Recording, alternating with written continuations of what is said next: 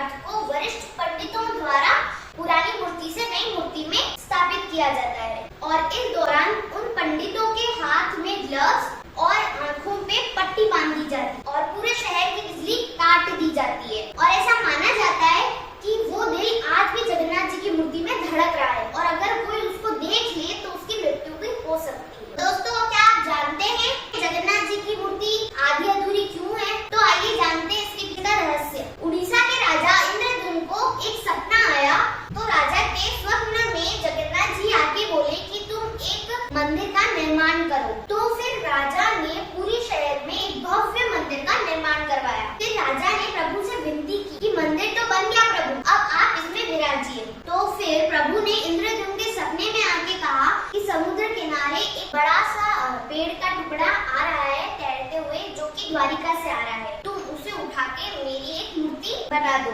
और उसे ये मंदिर में स्थापित कर दो। तो राजा ने उस पेड़ के टुकड़े को राजमहल में मंगाया, पर कोई भी मूर्तिकार उसका अपना छैनी हथौड़ा नहीं चला पाया। तभी देवताओं के शिल्पकार विश्वकर्मा जी वहाँ एक बूढ़े के रूप में आए और उन्होंने राजा से कहा कि मैं बना सकता हूँ मूर्ति, पर मेरी एक शर्त है कि मुझे 21 दिन तक कोई भी डिस्टर्ब नहीं करेगा, मुझे एकांत में भेज दिया जाए। राजा ने ये बात मान ली और उनको एक एकांत कमरे में भेज दिया गया और वहाँ का दरवाजा बंद कर दिया। अब हर रोज उस कमरे से छेनी हथौड़ी की आवाज आने लगी, पर 15 दिन बाद उस कमरे से आवाज आना बंद हो गई। राजा की पत्नी को लगा कि वो बुजुर्ग हैं और 15 दिन से बिना कुछ खाए पिए वो काम कर रहे हैं, कहीं उनको कुछ हो तो नहीं गया।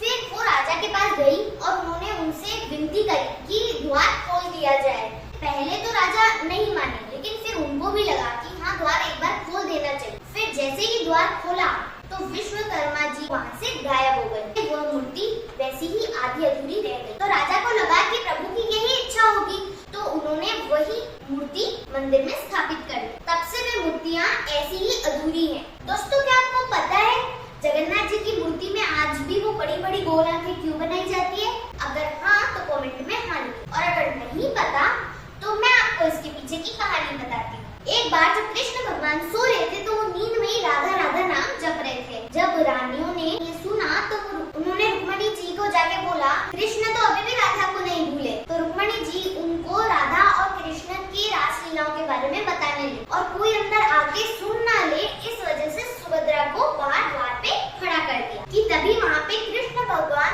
और बलराम आ जाते हैं और वो अंदर जाने लगते हैं। तो सुभद्रा उनको वहीं रोक देती है। तो फिर कृष्ण भगवान, बलराम और सुभद्रा वहाँ तीनों एक साथ द्वार पे खड़े होकर ही चुपके से वो कथा सुन रहे थे और वो कथाएं सुनते सुनते इतने भाव विभोर हो गए, स्तब्ध रह गए कि उनकी आंखें एकदम खुली की खुली रह गई, एकदम गोल। और तभी नारद जी भी वहाँ आए। उन्होंने प्रभु के भाव विभोर प्रतिमा के दर्शन करे और उन्होंने विनती की कि आप पृथ्वीवासियों को भी आपके इसी रोचक रूप में दर्शन दीजिए। और इसी वजह से उनकी मूर्ति में उनकी आंखें इतनी बड़ी बड़ी और गोल गोल बनाई जाती। तो आपको कैसी लगी जगन्नाथ जी से जुड़ी हुई ये कहानियाँ? कमेंट में जय श्री जगन्नाथ जरूर लिखिएगा। वीडियो को लाइक और शेयर जरूर कर दे और चैनल को सब्सक्राइब कर दे और बेल आइकन दबाना ना भूलें। मिलते हैं अगली वीडियो में जगन्नाथ जी और उनके भक्तों से जुड़ी हुई रोचक कहानियों के साथ। तब तक के लिए